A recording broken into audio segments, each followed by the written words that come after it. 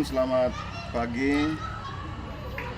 Bersama saya Guru SMP Negeri Urevesi Kabupaten Waropen, Provinsi Papua. Ya, kita melihat bahwa pada saat sekarang ini banyak sekolah-sekolah yang menggunakan kurikulum Merdeka, yang dimana guru dituntut harus bisa menyelesaikan masalah, dan masalah tersebut kita harus mencarinya.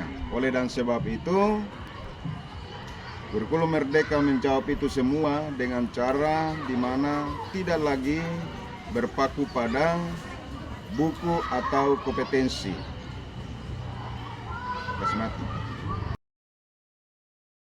Pembelajaran berpusat kepada peserta didik. Jadi, Bapak Ibu Guru, dalam mengimplementasikan kurikulum Merdeka bukan berarti tidak ada tantangan yang kita tidak hadapi. Ya, tantangan yang pertama adalah peserta didik sulit untuk memahami materi di dalam kelas.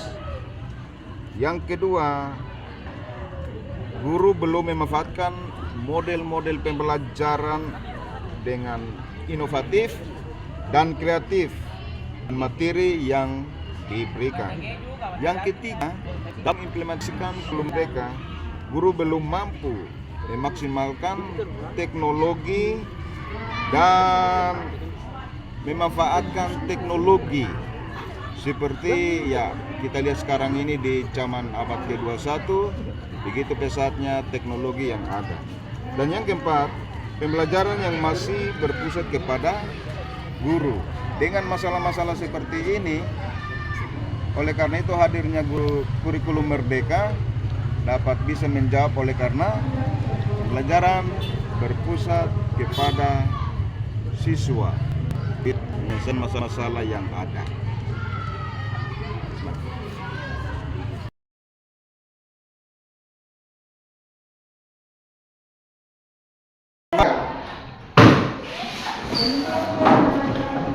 Selamat pagi.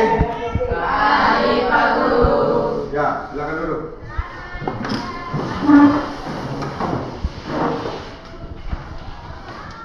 Baik. Masih ada semangat? Masih. Masih ada semangat? Masih. Ya, baik, puji Tuhan. Oleh karena sukacita yang Tuhan berikan kepada kita, untuk kita selalu bersyukur dan bersukacita. Ya, anak-anak, kita akan mulai belajar, tapi sebelumnya itu seperti biasa memuji Tuhan dan berdoa. Ya, itu dengan pujian Yesus pokok 1, 2, 3. Yesus pokokkan kita laksana, timbala di dalamnya. Yesus pokokkan kita laksana, timbala di dalamnya. Yesus pokokkan kita laksana, timbala di dalamnya.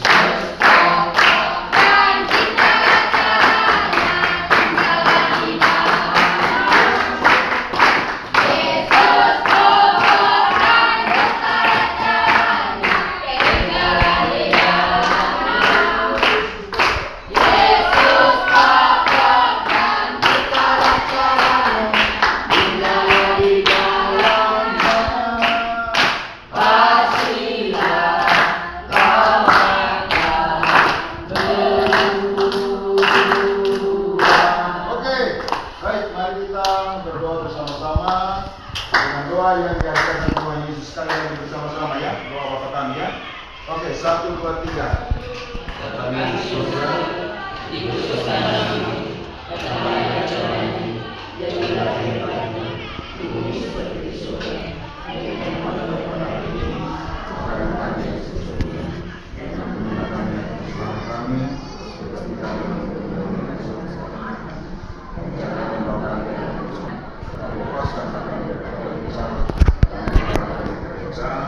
dan kuasa dan kemuliaan sampai selama-lamanya. Amin. Baik, Pak Guru absen dulu.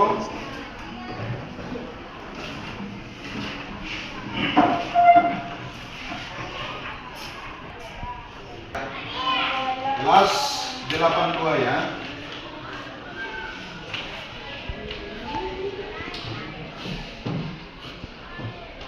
Barong, Iya. Beto, Danielo, Ada guru. Diana, Ada guru.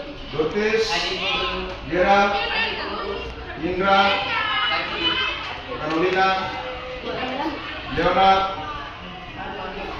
Nelsa, Obed, Wali, Rizky, Thomas, Urbanus, Hadir Pak Guru. Yasmina, Yance, Hadir. Yohanes, Yones, Alfa Guru. Julianus. Oke. Ya. Baik. Hari ini kita belajar tentang iman dan Pengharapan. pengharapan. Ya. Iman dan pengharapan. Tujuan pembelajarannya kamu baca. Satu apa? Memahami makna iman. Dua, Menumbuhkan pengharapan. tiga, mengaplikasikan nilai iman. Indikator pencapaiannya adalah Menyembuhkan definisi iman. definisi iman. Yang kedua, Menjelaskan harapan Kristen. yang ketiga, Menumbuhkan iman dan kehidupan. Kompetensi intinya adalah pertama, menghayati dan menumbuhkan nilai iman dan pengharapan dalam hidup. Yang kedua, memahami konsep iman dan pengharapan berdasarkan. Kristen Protestan. Yang ketiga, tindakan yang mencerminkan iman dan pengharapan dalam keseharian.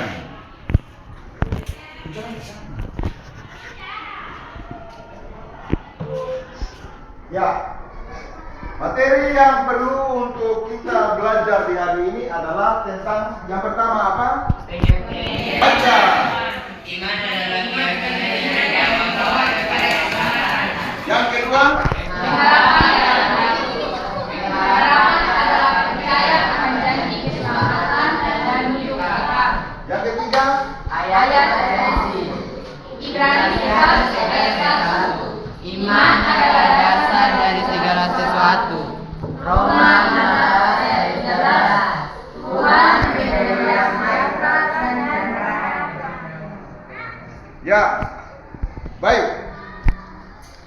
Iman dan pengharapan, fondasi kehidupan kekristenan. Jelas di dalam Ibrani 11 ayat 1 bahwa iman adalah dasar dari segala sesuatu yang tidak kita lihat, namun kita bisa merasakannya. Kalau disingkatnya seperti begitu ya.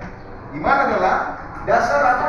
Dari segala sesuatu yang tidak kita lihat, namun kita percaya bahwa dia ada. Sebab apa? Kita mengalaminya dalam kehidupan kita sendiri. Gitu. Nah, apakah perlu iman? Pasti harus punya iman. Tapi iman yang benar, iman kepada siapa? Jangan sampai iman kepada beriman kepada pohon-pohon desa, yang bisa memberikan pertolongan, yang bisa mengarahkan pertolongan dari pohon-pohon besar tersebut. Kan ada banyak kan? Banyak kan tidak? Ada banyak orang-orang di sini yang percaya bahwa ada pohon-pohon, ada gunung-gunung, ada lautan yang bisa memberikan kepada mereka kemampuan, bahkan kesehatan di saat mereka bekerja maupun di saat mereka sakit. Nah, kita Kristen tidak mengajarkan seperti begitu. Kalau memang iman adalah pilarmu dan Yesus Kristus kamu percaya sebagai Tuhan dan Juru Selamat dalam kehidupanmu, maka yang dituntut adalah apa?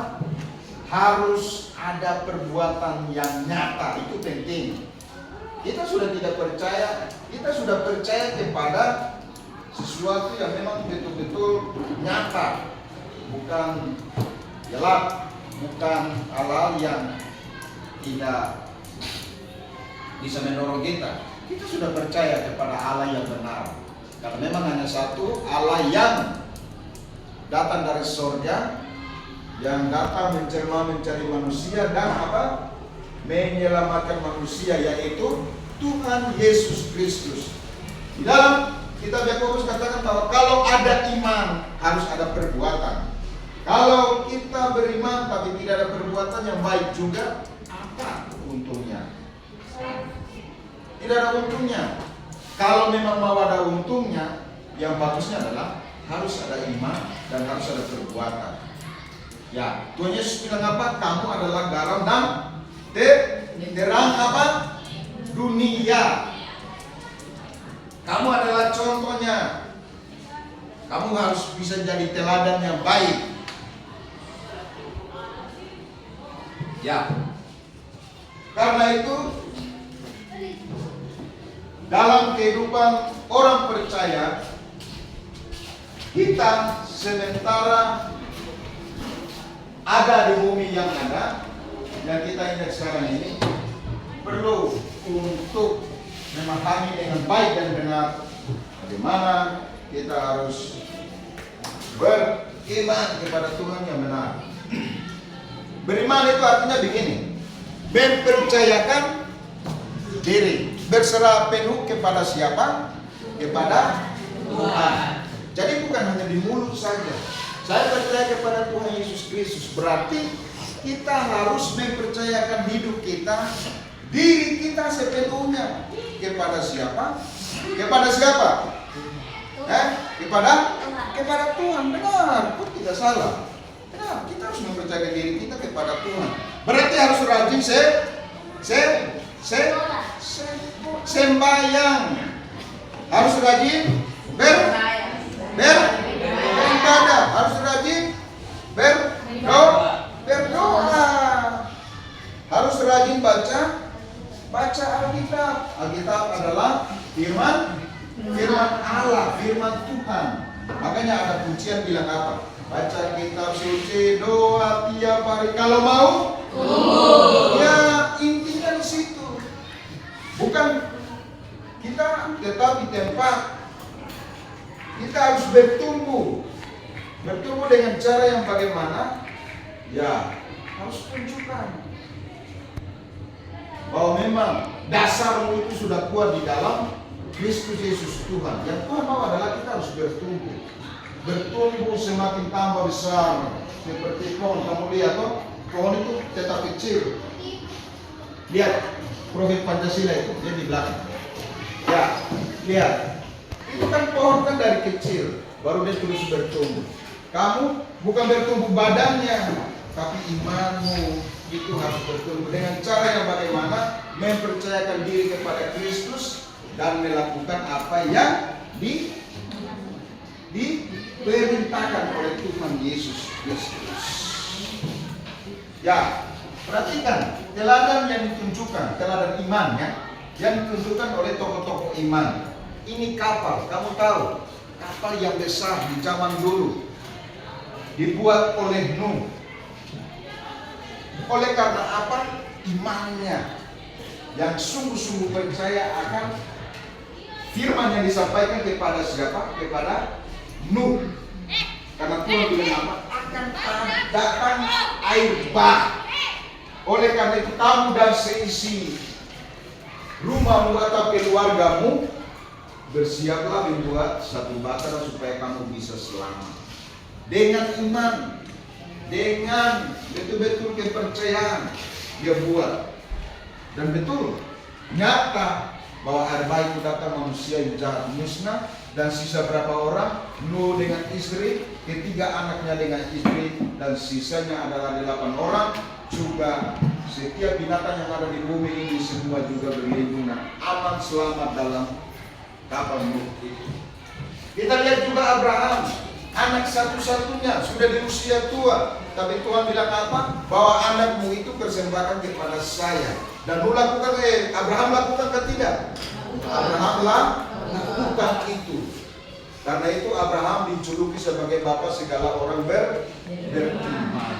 Rasul Paulus, kita lihat ada surat-surat dalam perjanjian baru itu kan, Rasul Paulus menulis ada 13 surat.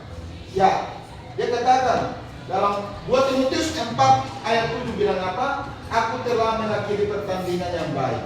Aku telah mencapai garis akhir dan aku telah memelihara iman. Ya, dari tokoh-tokoh itu kita bisa belajar bahwa bukan main-main dengan apa yang mereka percayai. Mereka tetap setia dan taat meskipun itu susah. Buat kapal itu susah atau tidak? Susah. Terus bawa anak kandungmu sendiri di usia tua untuk dipersembahkan. Hati bapak siapa yang tidak menangis? Tapi Abraham lakukan itu. Karena apa? Dia yakin bahwa Tuhan yang memberi. Kalau memang Tuhan minta silakan. Ya.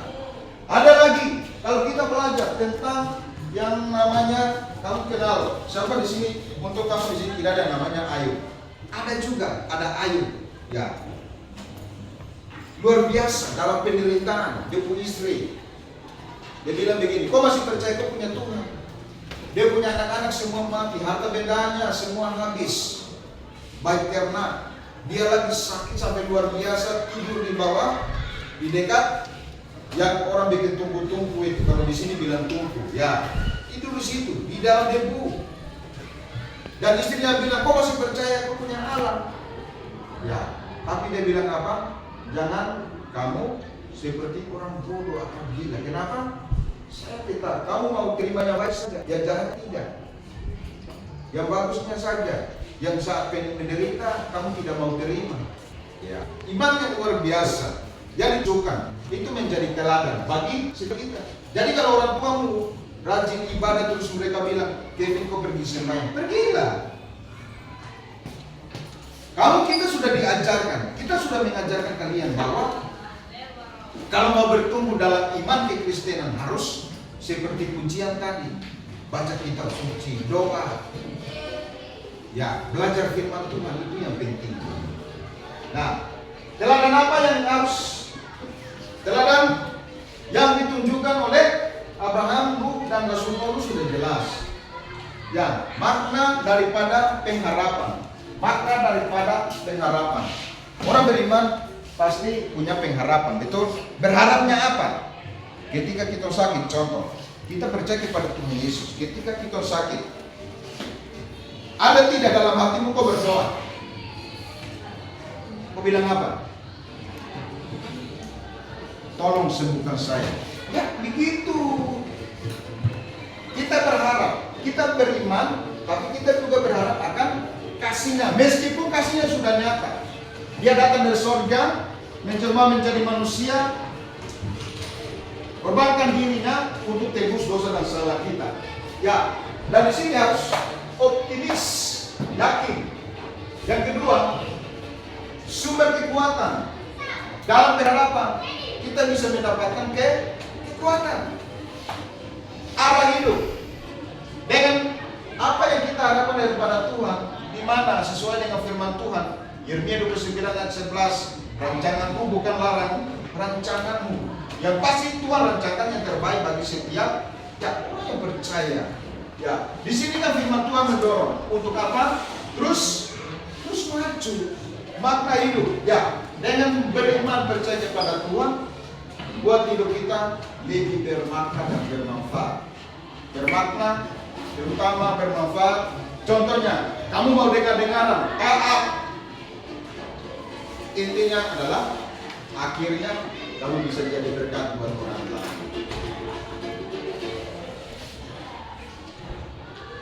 Ya, tadi yang saya bilang, teladan-teladan dari tokoh-tokoh Alkitab tadi.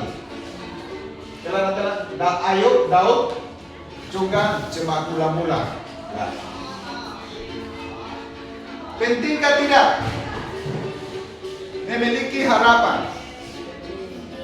Contohnya, kamu sekolah sekarang sudah kelas 8, tinggal tunggu nanti ujian, ulangan, penentu naik kelas. Apa yang kamu harapkan ketika kamu ulangan? Naik kelas. Kamu ikut Tuhan, apa yang kamu harapkan daripada Tuhan untuk kamu? Tuhan bisa menolong dan memberkati, bahkan menyatakan janji-janjinya di dalam kehidupanmu. Ya.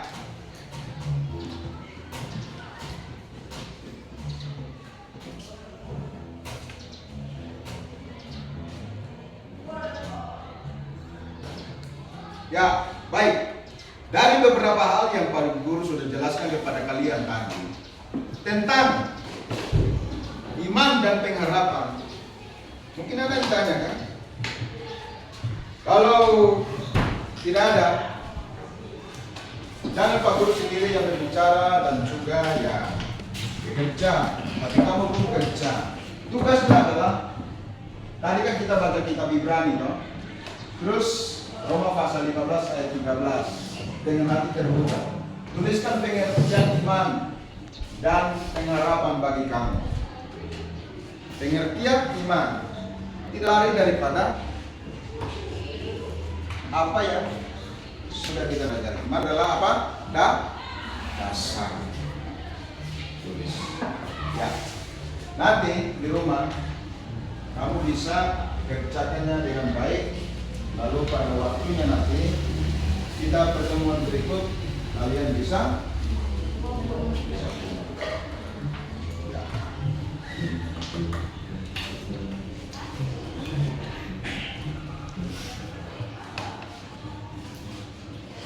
Baik, mari kita tugasnya nanti di rumah.